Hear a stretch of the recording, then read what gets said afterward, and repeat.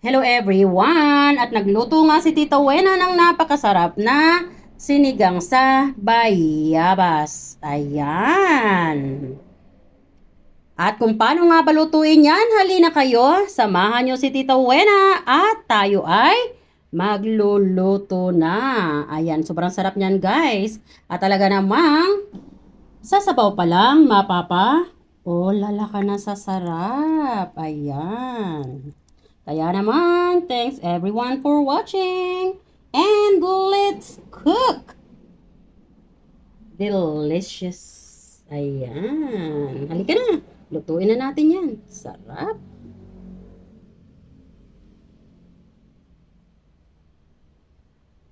Everyone. At ayan, ito na naman si Tita Wena. Tayo ay magsisigang sa bayagbas. Yes, diba? Bayagbas. So, ayan.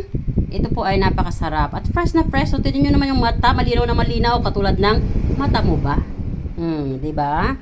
Sarap niyan, guys. Ayan. At sisigangan natin yan sa bayabas. Syempre, sa ating pagsisigang, huwag natin kalimutan ang kamatis. Huwag natin kalimutan ang luya. Ayan.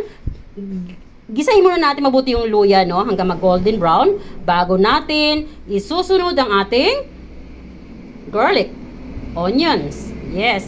At ito na nga yung last natin ilalagay bago natin ilagay ang ating mga ibang gulay. Syempre sa gulay naman meron tayong freshly harvested na sitaw. At syempre nga, hindi rin mawawala ang ating radish. At syempre meron din tong green na sili para masaya. At para nga makumpleto, no? Dapat may okra tayo. Hey, okra, huwag kang magtago dyan. Eh, nagtatago siya, nahihiya siya eh. At syempre, para nga masarap ang ating sinigang, dapat ay may mustasa. And yes, panatilihin nga natin na kumain tayo ng mustasa. At yung aking mustasa nga, medyo napatagal yung tago sa aking refrigerator. Kaya naman yun, nagkaroon na siya ng dilaw. Pero okay lang yan, carry lang yan, ano? Lulutuin ko naman yan. And yes, bawal magtapon. Mahal kasi ang gulay ngayon. Ayan, so yan ang kabuuan ng ating sisigangin sa bayabas. At halika na nga, at tayo ay maggisa na. Jaran! O, diba? Ang aking mga isda. Let's go! Let's cook! So, ayan. Dahil mainit na yung ating oil, ilagay na nga natin ang ating luya. And yes, itong ating pamamaraan, ano? So, may kanya-kanya tayong method sa pagluluto. Yung iba, basta lang nilalagay lahat sa may kumukulong tubig ang ingredients. Ako, prepare ko siyang gisahin para hindi siya malangsa. This time kasi, hindi na kaya ng power ko yung mga malalangsang pagkain, ano? So, since paborito ko talaga ang isda, gumagawa ako ng pamamaraan para makain ko pa rin sila without langsa. So, sabi nga nila, pag gusto mo yung isang bagay, lagi na tayo may pamamaraan, ano? And true. At syempre pa, pag patamad-tamad ka, di kumain ka na hindi masarap. Pero ako, dahil nga mahilig akong kumain, so lahat na-discover ko pagdating sa pagluluto. Ayan nga pala, daldal ako ng daldal. Nilagay ko na nga rin pala dyan yung ating bawang at sibuyas. And, pwede natin ilagay din ang ating mahiwagang kamatis. Mahiwagang kamatis. Alam nyo ba ang presyo ng kamatis ngayon? May gulay. 6 na piraso yan guys, 50 pesos. Nakakatakot ano? Pero dahil kailangan natin yan, bibilhin pa rin natin yan. So ayan guys, tapos na natin ilagay ang ating mga ingredients. Ilagay naman natin ang ating fish cubes. Diyan. At maglalagay nga ako ng kunting-kunti lang na durog na paminta. Ayan, kunti lang. And now, lagyan na natin ang sabaw yan para kumulo na. Dahil nga paborito namin ang sabaw, medyo dadagdagan ko siya ng konti. Ayan, tama na yan. At pagkalagay nga natin ng mineral water, haluin lang para yung mga nagdikit na ingredients sa ilalim ay tumikal siya at mapasama siya sa ating soup. And this time, maglalagay na nga rin ako ng aking partner sa kusina na ginisa mix. Hindi naman yan sponsor, pero Ginisa Mix, I am waiting. By Ajinomoto. At syempre, hindi ko nga makakalimutan ang ating patis. Ikaw ba ay amoy patis? Alam ko naman, mabango ka. Ay, sorry, mabango ba? Sana hindi amoy patis. Ayan. So, matapos nga natin ilagay ang ating patis, ilagay na ulit natin yan sa medium heat at hintayin lang natin kumulo yan bago natin ilagay ang ating mga gulay para naman sila ay hindi ma-overcook. Yes. Gusto ko kasi pagdating sa gulay, medyo crunchy-crunchy pa siya. Mas masarap kasing kainin at mas masarap kumain pag ang ating mga gulay-gulay na nakahalo sa ating niluto ay medyo may crunchy bites. Yes. So, ayan guys. At para nga makabilis ang pagkulo niyan, meron tayo ditong mahiwagang takip. Yes. At ito nga ay nabili ko sa online, no? Ito ay nabili ko sa Shopee. So, ayan. Hintay lang natin na kumulo and huwag kayong aalis. Samahan niyo ko. Ayan mga best, dahil kumukulo na nga ang ating soup, ilagay na natin. Meron nga pala ako dito, nakalimutan kong sabihin sa inyo. Meron ako ditong hinog na mangga. Ayan. Nang hinayang naman ako, no? Ilagay ko lang yan dyan. Para additional flavor. So, ayan. Pwede na rin natin ilagay yung ating mga isda. Uy. Nauna na siya lumundag. Lunahan na niya ako. So, ayan. Pagkatapos nga natin ilagay yung isda, pwede na rin natin isunod yung ating mga gulay. So, unahin natin yung mga gulay na medyo matatagal-tagal maluto. Nilagay na nga natin yung ating freshly harvested na sitaw. Ngayon naman ay radish. Lagay na rin natin ang green chili. And then, ilagay natin ang okra. Pagkalagay nga natin dyan, huwag na nating haluin yan. I-dip lang natin ang ganyan.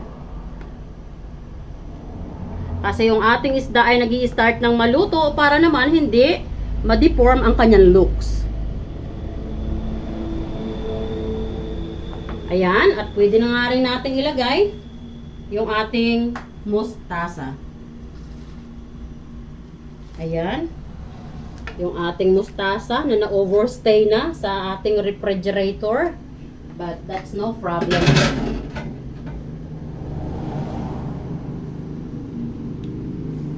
Siya ay na-overstay sa ating refrigerator. O, diba? What a term. Overstay. O, diba?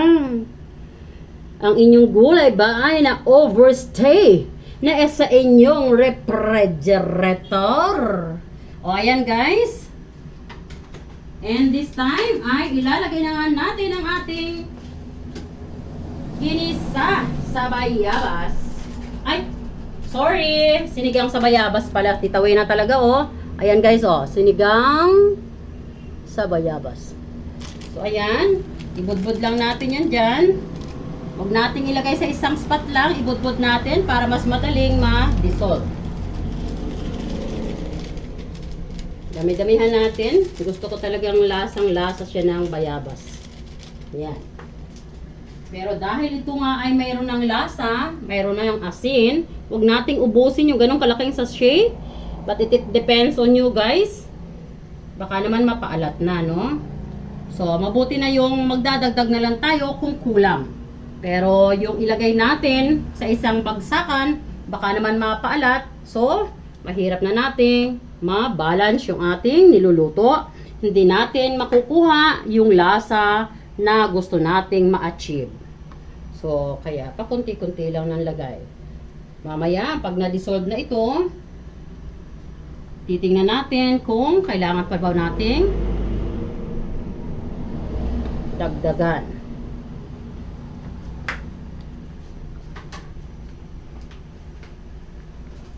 Maglalagay nga rin pala ako dito ng konting sugar just to balance the taste.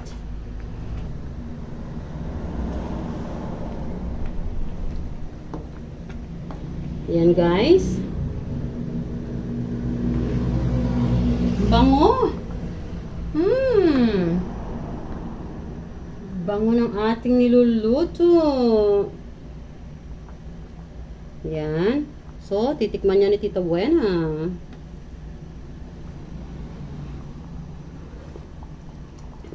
Wow. This is yummy dabado.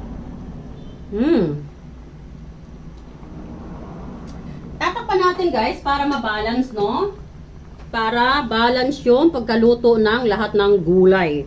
Ayan. So, takpan lang natin yan for just 2 minutes. And then, see you later for outcome. And jaran! Ayan, luto na. Hinaan na natin ang apoy. Ilagay na natin sa very, very low heat para mag-slow cook na siya, guys. Ayan, ganyan ang pagluluto natin, oh. So, ayan, once again, tikman natin. For sure, this is so much perfect taste.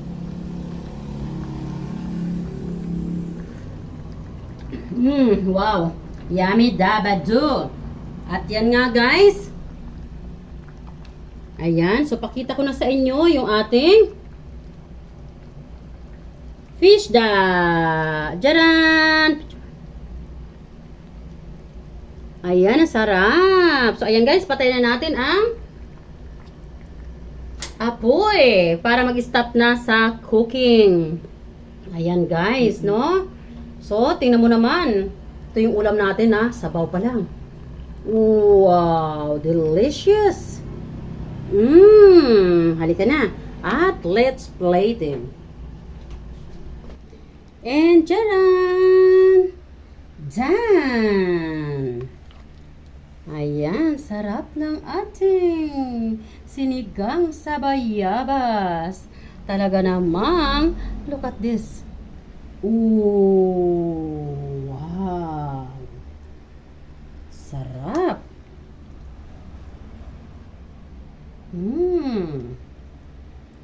Delicious. Ayan, ang ating ulam for today. Delicious sinigang sa bayabas. So, ayan mga best. Thank you so much every one of you guys for watching at sana ay nakapagdala na naman ako ng bagong putahe na naman napakasarap at tunay namang hahain nyo na naman sa inyong hapagkainan. Kaya naman, patuloy nyo nang panoorin ang video na to, ang kabuunan. At siya nga pala, optional yung ating mango na inilagay. Pero alam nyo ba, nagdagdag yan ng lasa. Napakasarap din, no? May pagka-sweety siya and something like sour na taste like mango and guava. Napakasarap guys, promise. So, thanks everyone for watching. And this is Tita Buena always saying, don't forget to keep loving one another. I love you all guys and God bless.